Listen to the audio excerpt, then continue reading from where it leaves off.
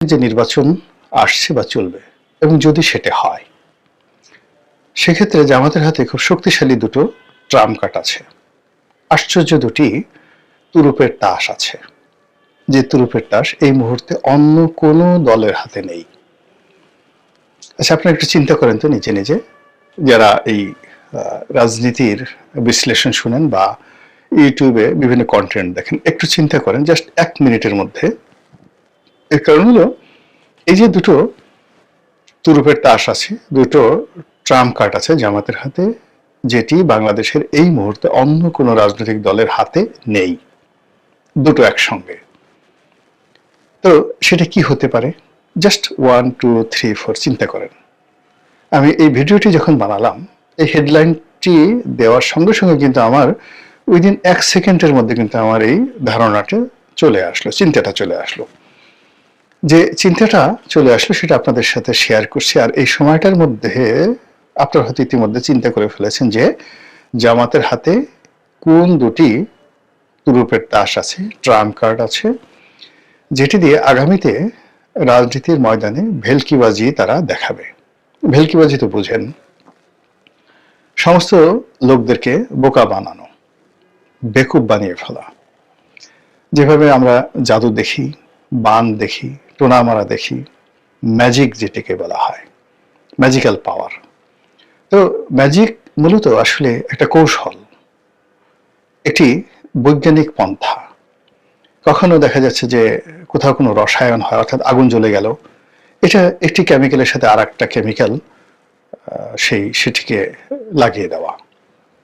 বা ধরুন আপনি অদৃশ্য হয়ে গেলেন, আপনি আকাশে উড়ছেন, আপনাকে দ্বিখণ্ডিত করে ফেলা হলো। এই বিষয়গুলো যে হাতের কারসাজি, চতুরতা, এবং মানুষ বুঝতে পারে না, অর্থাৎ যে কাজটি করে তার এই কাজ করার এতটা দক্ষতা যে যারা দর্শক তারা মুহূর্তের মধ্যে বুঝতে পারে না যে আসলে কি ঘটছে।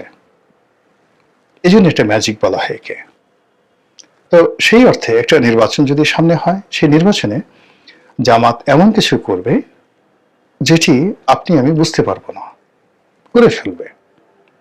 এবং যেটিকে বলা হচ্ছে ম্যাজিক্যাল পাওয়ার, আর বাংলায় ম্যাজিকের অর্থ ভেলকিবাজি।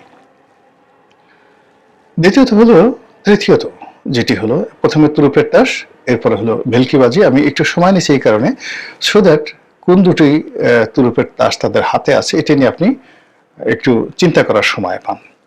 তো তুরুপের তাস নিয়ে বলবো, ভেলকিবাজি নিয়ে বলবো, আর থার্ড যেটা বলবো সেটা হলো যে জামাত যে সামনে নির্বাচন যেটি করবে সেটি একটা ম্যাটিকুলাস ডিজাইনের অধীনে তারা এই কাজটি করবে, এবং that will B a new meticulous design. New meticulous design বললাম এই কারণে যে আপনারা জানেন যে গত যে বিপ্লবটি বা গণ অভ্যুত্থানটি, জুলাই আগস্ট আন্দোলনটি, এটির নেতৃত্বে ছিল জামাত। ডক্টর মোহাম্মদ ইউনূস, মাহফুজ, অথবা ধরুন জনাব তারেক রহমান সাহেব, বিএনপি, আরো অনেক দল এটার ক্রেডিট নেওয়ার জন্য বা অনেকে তাদেরকে ক্রেডিট দেওয়ার জন্য যত কথাই বলুক না কেন, নিষ্ঠুর এবং নির্মম বাস্তবতা হলো যে এই যে আন্দোলনটি, এটিকে দানা বাঁধানো, এটিকে লালন পালন করা এবং এটাকে পূর্ণতা দেওয়ার জন্য যে একটা পরিকল্পনা, সেটি প্রায় 1.5-2 বছর আগের থেকে জামাত করছে। 2 বছর আগের থেকে, অর্থাৎ সে ধরুন 2024-এর আগস্ট মাসে যদি এটা হয়ে থাকে, তাহলে এটা 2022 সনের আগস্ট মাসে তারা এটা শুরু করেছে। আর এটার জন্য তারা যে পরিকল্পনা, সিদ্ধান্ত তারা নিয়েছে আরো অনেক আগের থেকে, 10 বছর আগের থেকে, মোর দেন 10 ইয়ার্স, যে তারা এরকম একটি কাণ্ড ঘটাবে। এই জন্য তারা শিবিরকে শক্তিশালী করেছে, নিজেদেরকে শক্তিশালী করেছে, এবং এটা যদি ফেল করে তাহলে সম্ভাব্য ক্ষয়ক্ষতি কি হবে সেটা মেনে নেওয়ার মতো মন মানসিকতা তারা অর্জন করেছে। তারপর যদি ফেল করে বিকল্প কি করা যেতে পারে, এমনকি সশস্ত্র যুদ্ধ তারা করবে, এই ধরনের কথাও মানে তাদের মধ্যে ছিল। যদি তারা ফেল করে, তারা অস্ত্র হাতে যুদ্ধ করবে, গেরিলা যুদ্ধ করবে।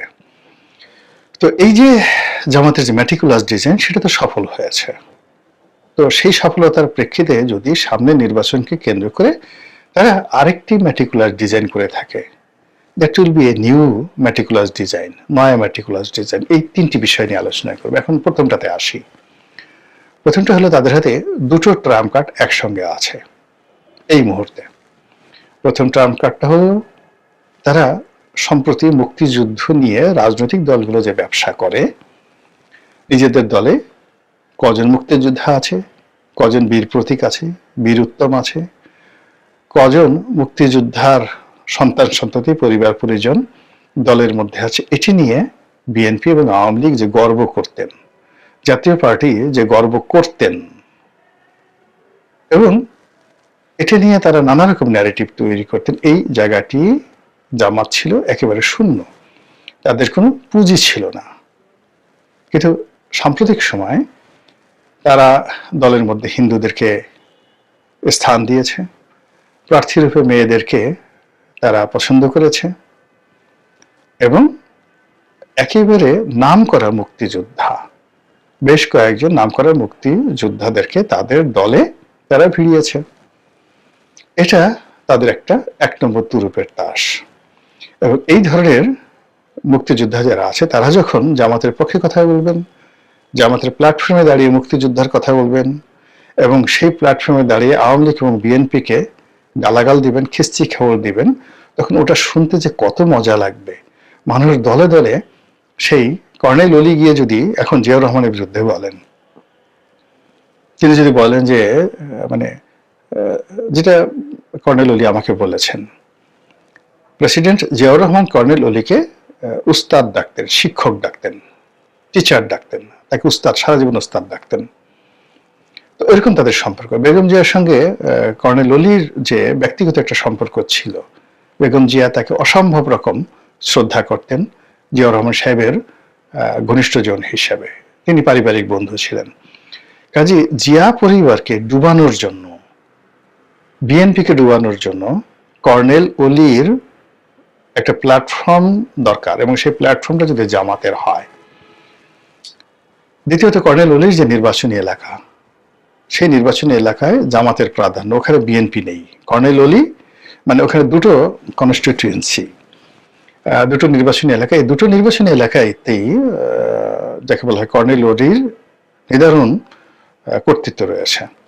এখন তার সঙ্গে যখন জামাত যুক্ত হলো, তখন পুরো চট্টগ্রামের রাজনীতি, কক্সবাজারের রাজনীতি, এর উপরে কর্নেল অলির একটা কর্তৃত্ব চলে আসবে। তার সঙ্গে সঙ্গে হিল্ট রাখছে, যেহেতু তিনি আর্মি ম্যান, আর্মির সঙ্গে তার একটা ভালো সম্পর্ক, মুক্তিযুদ্ধের তিনি অত্যন্ত গুরুত্বপূর্ণ একজন অধিকর্তা ছিলেন, এবং চট্টগ্রামের মানুষ, ফলে ওই এলাকাতে জামাতের এমনি শক্তি আছে।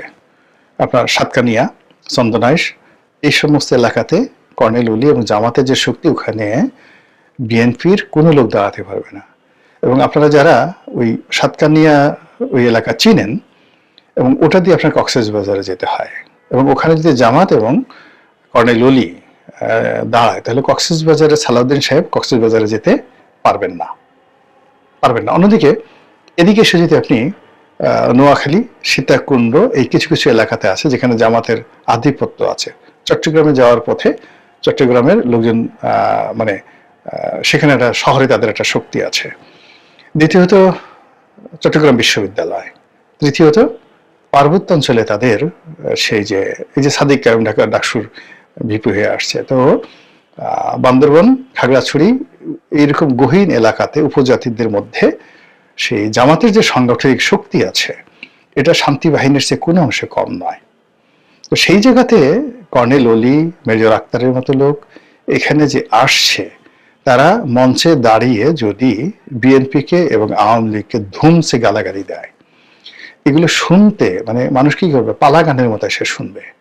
বিচার গান যেভাবে শুনে, পালা গান যেভাবে শুনে, তারপরে ওই যে গাজীর গীত যেভাবে শুনে, এইভাবে কর্নেল অলি এবং মেজর আক্তার এরকম আরো 2-4 জন লোককে যদি জামাত বের করে, এবং যদি জামাত মনে করেন শাহজাহান ওমরকে বের করে নিয়ে আসে, ব্যারিস্টার শাহজাহান ওমরকে বের করে নিয়ে আসে, তো এরা যদি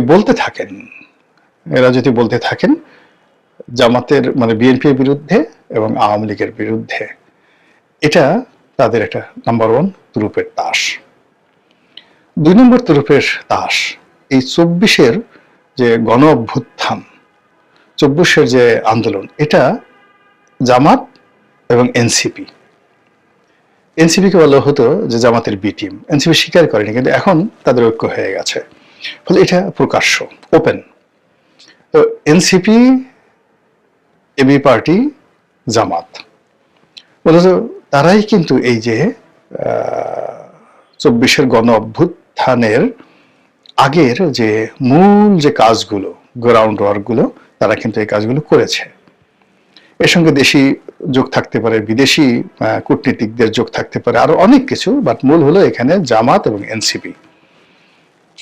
এবি পার্টির কথা বলছে অনেকে, কিন্তু এবি পার্টি আছে, কিন্তু আমি এনসিপির কথাই ধরি, এখন সেই এনসিপি তাদের সঙ্গে আছে। ফলে এই 24-এর গণ অভ্যুত্থান নিয়ে, ইনক্লুডিং ইনকিলাব মঞ্চ, যখন জামাত কথা বলবে এবং তারা যখন ওইভাবে গালি দিয়ে বলবে, যে যেমন একজনের কথা বলছিল না, যে সন্তান হয়ে, নতুন পোলা হয়েছে, সন্তান হয়ে বাপের সাথে মানে করতে যেও না, গোলাম পরোয়ার সাহেব এটা কি কথা যেন উনি বলেছিলেন, পাঙ্গা নিতে যেও না বা কি একটা কথা যেন বলেছিলেন।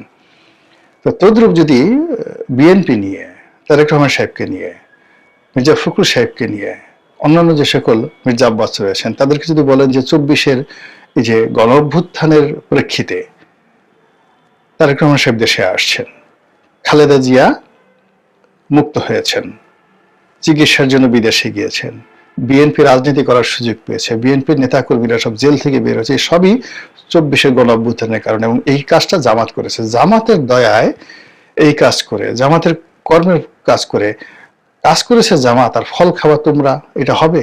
আপনি বলেন তো, এই কথার উত্তর কিভাবে বিএনপি দিতে পারবে না? এর কারণে রেকর্ড আছে তো, নির্বাচন মানে এই যে জুলাই আগস্ট বিপ্লবের সময়টাতে জুলাই মাসে মির্জা ফখরুল সাহেব কি বলেছেন, জুনে কি বলেছেন, আগস্ট মাসের 1-2 তারিখে কি বলেছেন, এগুলো সব রেকর্ড। এখন সেই রেকর্ড যদি একদিকে বাজানো হয়, আর জামাতের যারা লোকজন রয়েছে, এনসিপির যারা লোকজন রয়েছে, জামাতের প্ল্যাটফর্ম ব্যবহার করে যদি এই 24-এর ব্যাপারে তারা খোঁটা দেয়, যে তারেক রহমান সাহেব যে বাংলাদেশে আসছে তা আমাদের জন্য, আমাদের দয়ায়, আমাদের করুণায়, বলেন তো কি জবাব দিবে? এই গেল তুরুপের তাস। এই তুরুপের তাস সামনের নির্বাচনে ব্যবহৃত হবে, ভীষণভাবে ব্যবহৃত হবে, এতে কোনো সন্দেহ নাই। এরপরে যেটা আছে সেটা হলো যে মেটিকুলাস ডিজাইন, যেটা বললাম যে নয়া মেটিকুলাস ডিজাইন। নির্বাচনকে কেন্দ্র করে পর্দার আড়ালে যে খেলাগুলো হচ্ছে, সব কথা যেহেতু ডকুমেন্ট নাই, আমি বলতে পারবো না। এখানে দেয়ার আর ম্যানি পক্ষ, এজেন্সিস, ম্যানি এজেন্সিস, যেটিকে আমি পক্ষ বলি, তারা পর্দার আড়ালে যে সকল খেলা খেলছে, অনেকগুলো প্রার্থী স্বতন্ত্র হিসেবে, বিভিন্ন দলের প্রার্থী হিসেবে, আপনি যাদেরকে কাউন্ট করতে পারছেন না, তাদেরকে ভোট ম্যানিপুলেশন থেকে শুরু করে অন্য বিষয়ে আগাম জানিয়ে দেওয়া হয়েছে তোমরা এমপি হবে, অথচ আপনি তাদের নামও এখনো জানেন না, বলা হয়েছে তাদেরকে এমপি হবে। এই যে একটা ম্যাটিকুলাস ডিজাইন, নয়া ম্যাটিকুলাস ডিজাইন, এটা বিএনপির লোক কিন্তু এখন পর্যন্ত কল্পনাও করতে পারছেন না।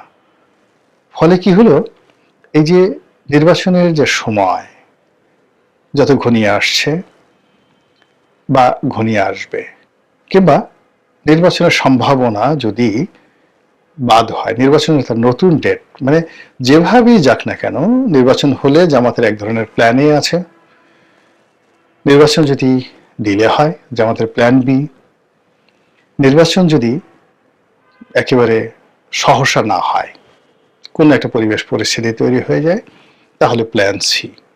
সেই প্ল্যান সিকে মোকাবেলা করার জন্য জামাতের যে মাস্টার প্ল্যান আছে, ম্যাটিকুলাস ডিজাইন আছে, এই ডিজাইনটি মূলত বিএনপি বা অন্য যে রাজনৈতিক দলগুলো আছে তাদের কিন্তু সেই ডিজাইনটা নেই।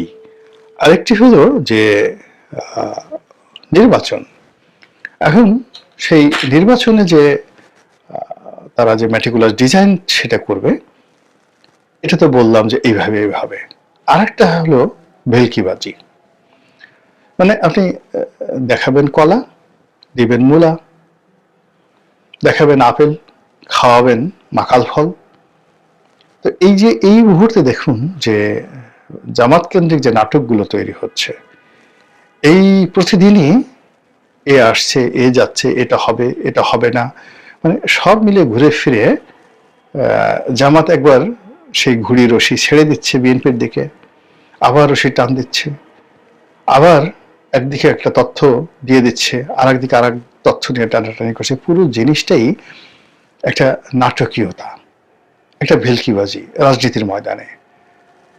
এটাকে আপনি নির্বাচনের যুদ্ধ হিসেবে যদি বর্ণনা করেন, তাহলে অনেকটা গেরিলা কায়দায় তারা যে কাজগুলো করছে, এটি তাদের যারা প্রতিপক্ষ তারা এখন পর্যন্ত কাউন্টই করতে পারছে না।